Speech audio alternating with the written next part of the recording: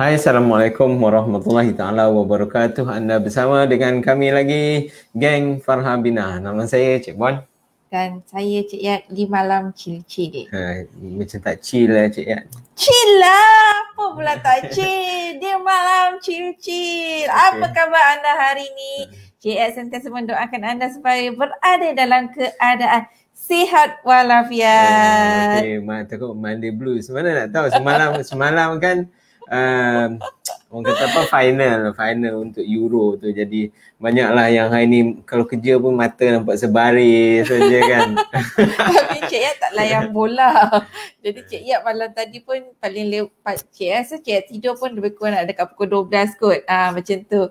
So apa-apa pun sebelum kita proceed kepada isu yang kita nak bincangkan pada malam ini, seperti biasa kami minta anda untuk tekankan button like, belanja love banyak-banyak, tekankan button share and jangan lupa tagkan kepada lebih ramai lagi kenalan kawan-kawan anda, saudara mara anda, isteri anda, suami anda, supaya lebih ramai lagi yang bersama dengan kami di dalam perkongsian kami pada malam ini. So jangan lupa untuk join kita orang punya grup Telegram kami di Bina Plan Impian. Juga nak jemput join grup bukan grup, Instagram apa channel? Instagram lah. Channel Instagram kami di farha.bina. Dan juga ni kita orang since hari ni masuk office ni, jadi kita orang nak heavy kan balik kita orang punya YouTube tu, tapi sambil-sambil tu anda boleh join subscribe channel YouTube kami di Farha Bina. Kami dah nak start buat masuk konten balik ni, nak buat balik konten nak masuk kan. Walaupun cuti hari tu PKP tu kan, jadi dah lama menyepi lah. So Alhamdulillah lah kan kita dah dapat kelulusan daripada MITI untuk operate office tu. Untuk operate semula, and kami baru sebenarnya resume tim Farha Bina baru resume masuk ke office. Tapi kita masih kena follow kepada SOP. So kita tak boleh lah ramai-ramai di dalam office. Kan? Kalau untuk dia ada PKP fasa 1, fasa 2 kot, yang dulu dia bagi 60%, lepas tu sekarang dia bagi 80% daripada working capacity tu. Itu untuk fasa 2. Untuk fasa 2. So sekarang kita masih lagi di fasa 1.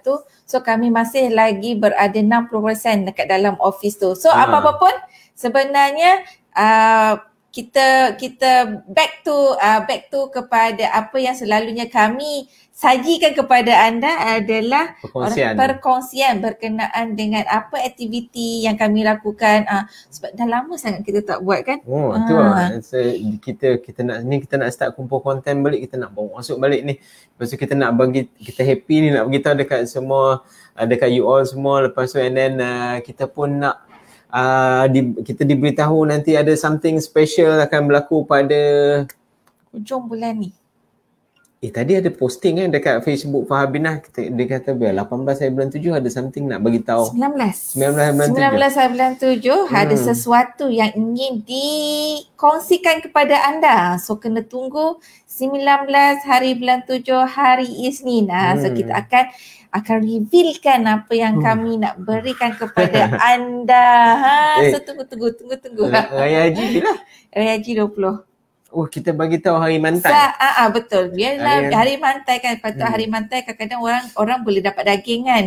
Tapi kita hari mantai tu kita nak bagikan sesuatu yang orang katakan tertanya-tanya, apa benda ni? Apa lagi Farha Bina nak bagi ni? Macam tu lah lebih kurang. Okay. So apa-apa pun kita tak nak pergi jauh sangat. Okay. Perkongsian malam ini dibawakan khas kepada anda oleh, nak kata LIM pun tak juga. LIM tu Life Insurance Association Malaysia. Ataupun kalau kata bank negara pun boleh juga lah. Sebab benda tu di monitor bawah bank negara. Tapi yang betul dia punya cerita malam ni naik atas. Atai. Okay. Malam ni kita pun nak bincang sikit, nak bagi beberapa fakta sikit pasal how to tackle kita punya high insurance premium. Jadi kami tak nak cakap pasal medical card semua ni sebab medical card apa kena mengena dengan rumah, apa kena mengena. Itu Faham Bina dia lebih kepada perkongsian malam, dia lebih pada road to dream home. Jadi kita tak nak cakap insurans yang tu. Jadi untuk bila kita bercakap berkenaan dengan rumah, regardless kalau kata you buat rumah, kalau kata you buat rumah cash contohnya kan, buat rumah cash, you ada option nak beli fire insurance untuk rumah, boleh survey, beli online pun boleh ini jam sudah maju. Ataupun kalau kata nak buat pinjaman, nak tak nak memang kena ambil insurans ni, nanti kan terkojol ni siapa nak bayar outstanding loan tu, bank pun tak nak kasih. Kesian orang rumah kita. Kita mengharapkan kita nak memberikan sesuatu untuk orang rumah kita, kepada anak-anak kita, and yet tiba-tiba bila mana nyawa kita tu diambil, orang rumah kita masih pula kena bayar lagi. Duit rumah yang sepatutnya kena foresee dah awal-awal, kita dah ambil dah insurans tu awal-awal. Tapi benda tu tak terjadi sebab untuk binaan rumah ataupun beli rumah, benda-benda yang melibatkan pinjaman ni memang dah diwajibkan. Nak tak nak memang kena beli insurans, insurans nyawa, lepas tu orang tahu MRT, LRT dan juga insurans kebakaran. Apa benda lain berkait dengan insurans rumah ni kan, bila berkait dengan insurans rumah, dia akan berkait dengan insurans yang berkait bila kita meninggal nanti, dia akan coverkan daripada segi pinjaman yang kita pinjam untuk kita nak bina rumah tu, ataupun mungkin lepas rumah kita siap, kita nak buat pula insurans. Tapi bank purpose dia fikir duit yang aku bagi ni nak beli rumah ni, pinjaman tu siapa nak cover, jadi itulah ada insurans nyawa tu. So malam ni sebenarnya kami nak mengupas lagi isu yang berkait dengan insurans bila mana kita nak membina rumah ni. Okey, dia ada dua, bila pinjaman loan pinjaman beli rumah, nak bina rumah ke, ada insurans nyawa, insurans. Kita pun ada terlewat sikit tadi, rasa ada ad hoc sikit, ada tugasan construction juga, minor construction juga malam ni kena buat, tapi dekat rumah aja, jadi dah dapat disettlekan, dan that's why live malam ni ada terberanjak sikit, 5 minit terlewat. Okay, so apa-apa pun itu dah siap. Waalaikumsalam Cik Makmi. Cik Makmi ni memang selalu bersama dengan kami dalam live pada malam ni. So terima kasih kepada Cik Makmi kerana menonton live kami pada malam ni.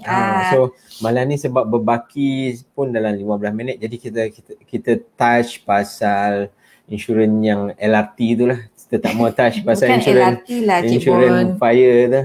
MRTA. MRTA ada pula LRT. Kalau LRT tu yang dekat KL tu, dekat Selangor tu, yang LRT yang lalu tu, ini MRTA. Insurans LRT dia tak ada nama LRT. So dinamakan sebagai MRTA insurans. So perkongsian pada malam ni lebih pada kita nak beritahu dia sebab apa orang kata apa benda tu tinggi, dan kalau kata kita berkemampuan untuk nak elak tak boleh elak, memang kena beli insurans tu sebab kita buat pinjaman. Tapi macam mana kita nak mengurangkan dia. So kita ada orang jauh di Kedah. Selamat malam kepada Puan Rahimah, terima kasihlah kerana menonton live kami pada malam ni. Apa khabar? Kami lama tak jumpa, ya Allah. So doakanlah supaya COVID ni hilang daripada muka bumi dan kita keluarga dapat berkumpul semula. Kalau dia kata dah cukup 2 jab boleh balik, Alhamdulillah. Kami akan balik immediately. Kami akan terus balik kalau dibenarkan orang yang ambil 2 jab untuk pulang ke kampung. Itu adalah harapan kami yang begitu lama sebenarnya. Yang kami dah lama tak pulang ke kampung halaman kami di Kedah. Okay, so dia isu bila cakap, lagi satu isu bila kita cakap dengan insurans ni, dia jadi macam ni tau. kita macam contoh kita dapat kita nak beli rumah, so kita pergi kat bank pun bagilah. Kita pun jenis nak baca dia punya karangan tu kan berkajang-kajang, kita pun main sign. Kadang-kadang kita baca Loan lulus, lepas tu kita pun dah beli rumah semua bagai, lepas tu kita bayar kan. Lepas tu rasa macam tahun depan, tahun 2-3 tahun lepas tu rasa macam aku nak check kejap lah berapa outstanding aku ni dengan bank. Aku pinjam itu 300, aku beli rumah itu 300,000. Lepas tu pergi bank tengok outstanding, Masya Allah. Dia tinggi gila. Lepas tu bila minta breakdown balik, ui, apa pasal life insurance ni tinggi berapa? So kita malam ni sebenarnya kita nak mengupaskan isu di mana ada orang kata kenapa insurans dia lagi tinggi dengan orang kawan dia, sedangkan dia punya harga rumah dia sama je. Dia macam pertikai kan, dia cakap dia ni harga rumah dia sama dengan aku. Rumah dia nak buat 300,000.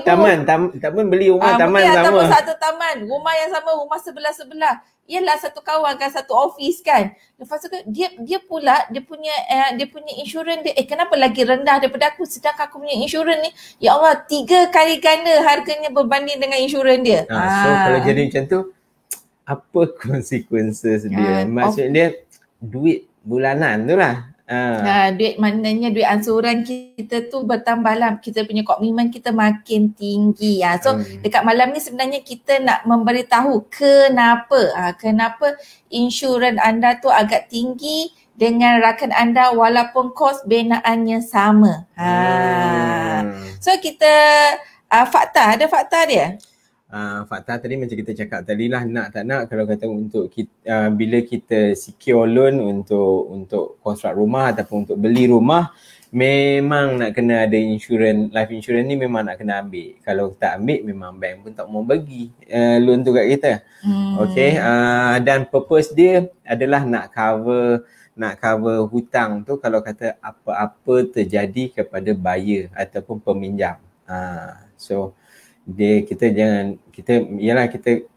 fikir insurans ni dia nak buat bisnes dia je kan. Tapi kalau apa-apa jadi kat kita, masa tu kita akan berterima kasih lah dekat orang ahli keluarga yang tinggal tu, akan berterima kasih lah pada insurans company tu. Kita tak ada lah. So kita go kepada poin yang pertama. So kita nak memberitahu kenapa sebenarnya insurans kita ni tak sama dengan kawan kita sedangkan kos benaan tu sama. So dia pun kita boleh ubah menjadi tips lah juga kan.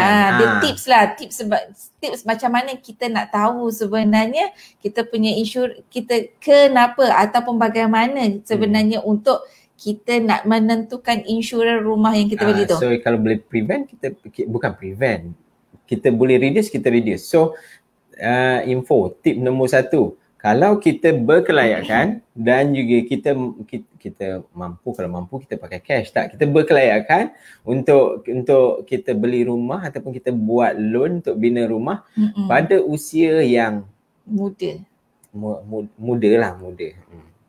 Jadi maksudnya boleh ambil pada masa tu, sebab contoh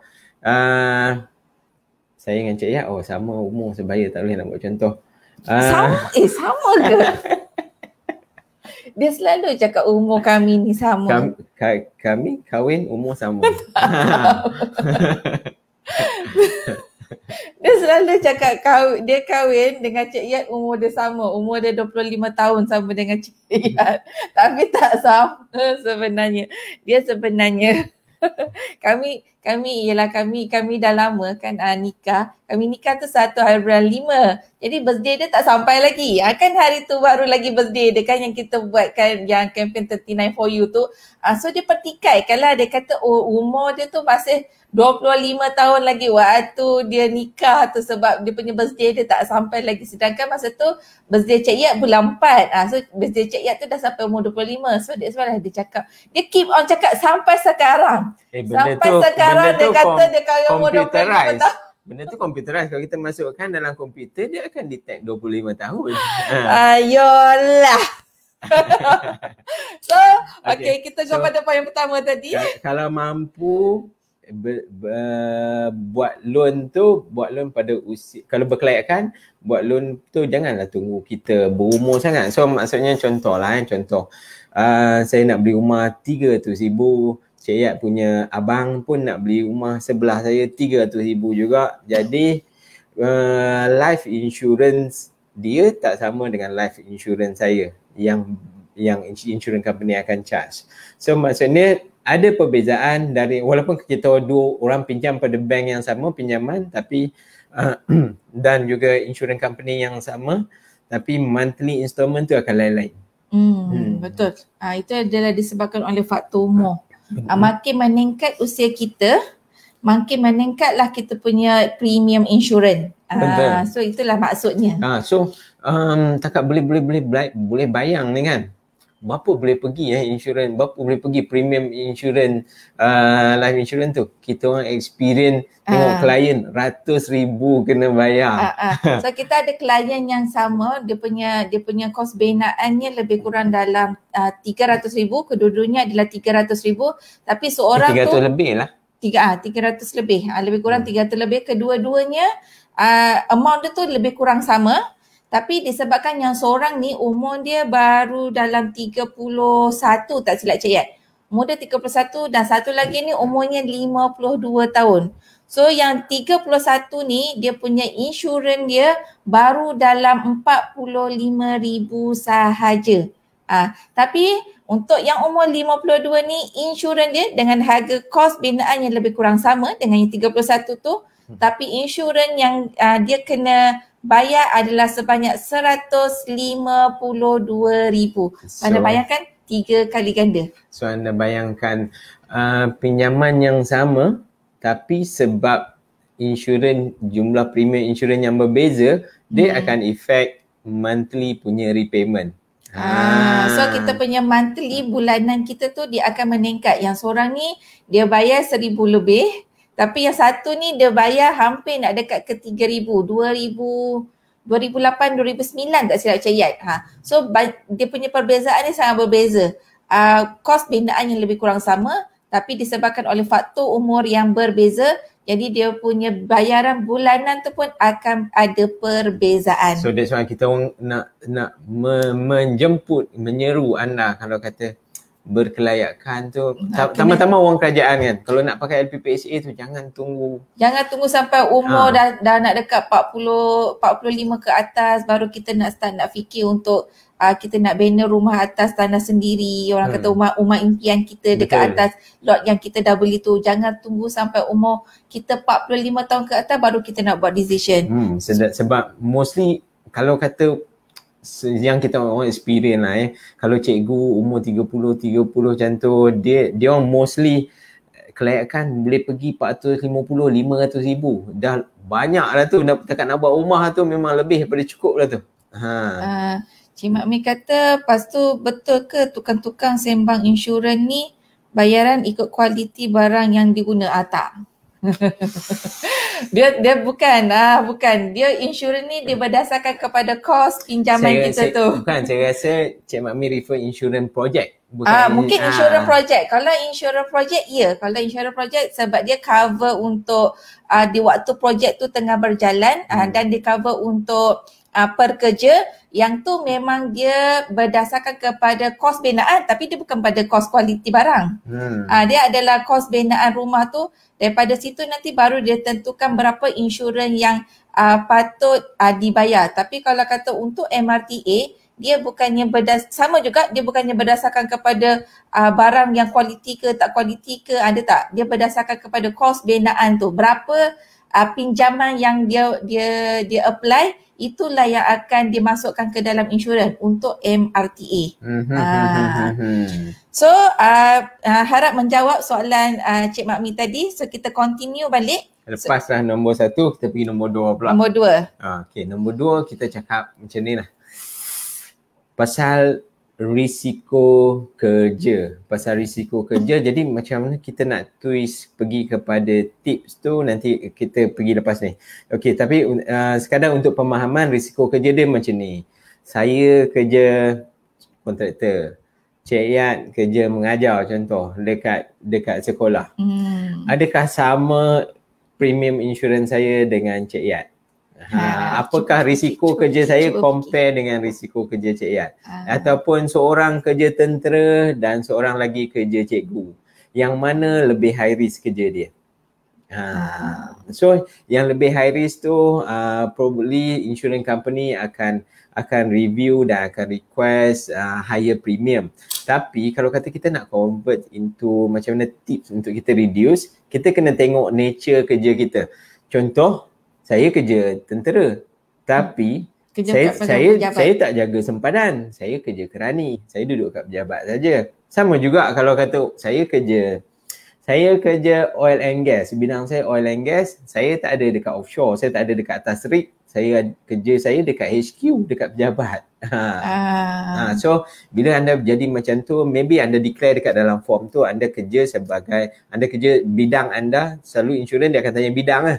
Bidang oil and gas. Tapi kita kena spesifik bagi tahu insurance company tu nature kita high risk ataupun tak. Kita yang tu kena bagi tahu dia terang-terang lah. Sebab insurans pun dia pun macam bank lah juga bila nak bagi pinjaman tu. So dia akan menilaikan kita berdasarkan risiko-risiko yang dinyatakan. Tadi yang salah satu tadi yang faktor umur. Yang kedua adalah kerjaya kita. So daripada situ nanti bila dia orang kata dia sort kan kita punya risk kita dekat mana. Contohnya kita risk apa? Kita risk nombor 1, nombor 2, nombor 3, nombor 4, nombor 5. Contohnya macam tu.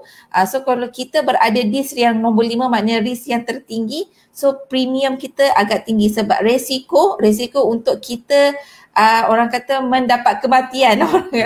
Risiko mendapat kematian tu adalah lebih tinggi berbanding orang yang berada di risk nombor 1 dan 2. So jangan serah bulat-bulat. Tengok dulu nature kerja kita, yang mana kita boleh negotiate dengan, yang mana kita boleh terangkan negotiate dengan insurance company yang boleh reduce kita punya premium, cuba buat.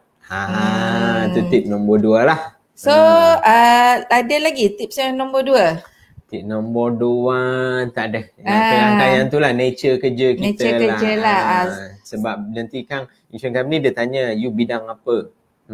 Kang bidang ketenteraan. Kan dia duk fikir masa jaga sempadan ni, masa kita masuk apa tu orang kata masuk hutan ni untuk jaga keamanan ni, dia dah fikir dah kita berada dalam kerjaya yang sangat beresiko. So nanti dia akan kategorikan kita dalam kategori, contohnya kategori 5. Itu kategori yang memang beresiko. So dia akan meletakkan premium yang tinggi pada insurans kita. Okay, itu adalah tips yang nombor 2. So sekarang ni kita go kepada tips yang nombor 3. Tips nombor 3 ni dia bau-bau bacang jugalah dengan tips nombor 1. Tips nombor 1 tadi kita kata berkenaan dengan umur. Okay, so tips nombor 3 ini adalah health punya risiko kesihatan. So macam mana insurance company nak define risiko kesihatan ni? Biasa kalau senang nak pukul rata, tengok makin berumur makinlah banyak penyakit dia.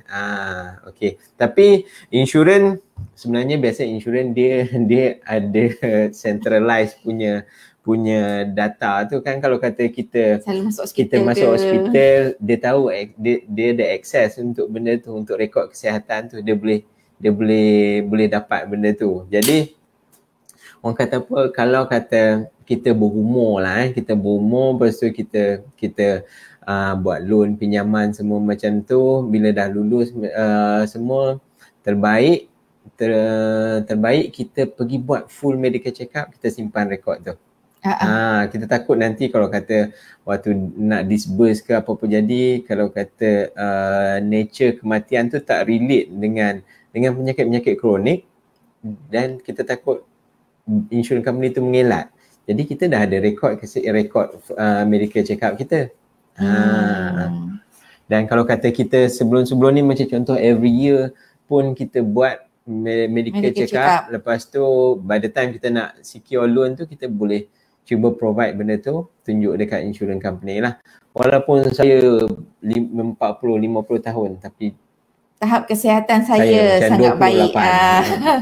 So kita boleh attach kita punya kita punya laporan medical check up kita tu kepada pihak insurans supaya pihak insurans dia tahu sebenarnya tahap kesihatan kita tu tahap mana. Kita tak ada apa-apa penyakit kronik. Dan dia lagi satu kan, cubalah kita jangan menipu dekat insurans tu sebab dia tahu kita punya data-data kita sebenarnya. Dia menipu kita takut nanti bila disburse punya time ada masalah. You tak declare betul-betul. Buatnya dia pakai point tu, dia tak nak disburse, lagi masalah kita. Okay, kalau beli rumah atas tangan macam mana? Dia konsep dia sama juga. Bila kita beli, dia macam bila pinjam duit sebenarnya. So macam contoh Cik Yat ada rumah, saya nak beli rumah Cik Yat, sama juga nanti bank saya yang saya buat pinjaman tu, bank A tu akan bayar kepada Cik Yat, bank B. Bank Cik dia Yat. settlekan payment bank Cik Yat. So daripada bank Cik Bon tu nanti akan kena ada insurans. Insurans terhadap pinjaman saya. Dia insurans ni adalah tahap pinjaman. Dia, kalau kata kita pakai cash, dia tak perlu insurans pun. Kita ada pilihan. Kalau kita nak insure sendiri, kita beli insurans, fire insurans. Lepas tu kalau kata nak insure untuk diri sendiri, kita beli life insurance, personal accident macam tu. Ini kita nyatakan untuk malam ni adalah insurans yang berkait dengan MRTA. Maknanya insurans kepada pinjaman yang kita buat untuk kos binaan tersebut. Sebab dia relate dengan rumah. Kita takkan kita cakap pasal insurans medical card dengan rumah. Tiba-tiba Cik Yat ni dah tukar bidang dah ke? Dah jadi insurans Cik Yat berniaga insurans. Oh, Cik Yat berniaga insurans. Cik Yat berniaga insurans pula ke? Dia jadi macam tu pula. So kita hanya nyatakan kat sini yang berkait saja dengan Dr. Nur. Kawan-kawan, jom pergi lepak. Semua tak nak. Aku busy aku. So kalau kata macam cash selalunya bila rumah tu dah siap lah. So maknanya kita nak insurankan rumah kita tu atas kebakaran. Tapi kena make sure rumah kita tu kena ada CCC. Tapi kalau tak ada CCC, kita tak boleh nak insurkan rumah kita tu, sama ada kita nak insurankan untuk kebakaran ataupun insurans untuk bencana alam. So dia kedua-dua dia memerlukan ada sijil kesiapan kerja daripada pihak arkitek ataupun pihak pelukis Itu tips lah sebenarnya untuk kalau kata kita nak beli insurans kebakaran ataupun insurans bencana alam. Okay, so seterusnya kita pergi kepada point terakhir. Macam mana kita nak reducekan kita punya premium life insurance. Rasa macam fire insurance tak menyompat lah malam ni. Kita pergi malam lain lah. Kita hanya nyatakan yang insurans yang MRTA tu saja. LRT punya insurans je malam ni. Kan LRT lah. Okay, so point number 4, nak tak nak, you kena buat homework sikit lah. Kena study sebab kalau kita cakap insurance company dalam Malaysia, memang banyak. Lepas tu kalau kata satu insurance company ada berapa produk? Banyak produk. Kalau kata contoh insurans, kalau kata medical card, ada banyak jenis medical card dalam satu company yang sama. Kalau kata insurans untuk life, mungkin ada beberapa produk. Mungkin tahun lepas produk dia lain sikit, tahun ni dia upgrade sikit, lain macam sikit. Kita kena study sebab setiap tu dia tak sama. Dia main benefit bila kita cakap untuk yang loan punya life insurance, main benefit dia untuk cover outstanding loan tu lah. Yang lain-lain tu mungkin dia akan tambah special sikit sebab yalah dia nak bersaing antara insurance company tu kan. So kita kena study sebab benda tu kalau dia bagi lebih tu bukan lebih saja, premium pun memang lebih jugalah.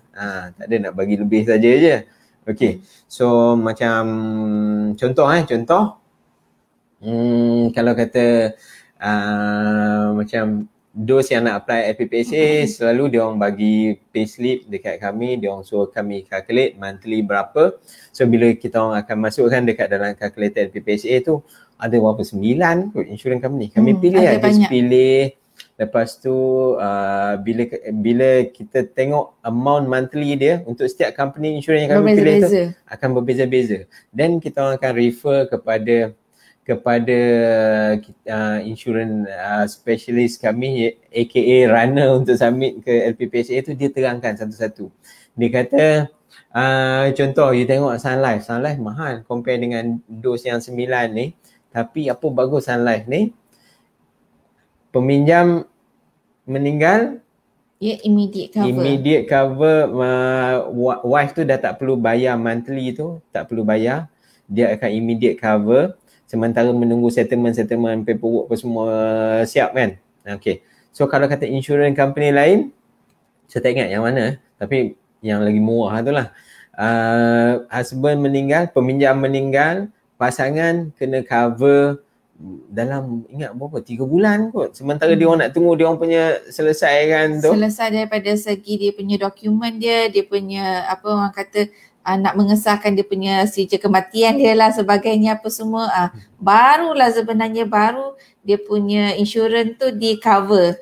So nak pula kalau kata pasangan tak bekerja, pasangan suri rumah, monthly punya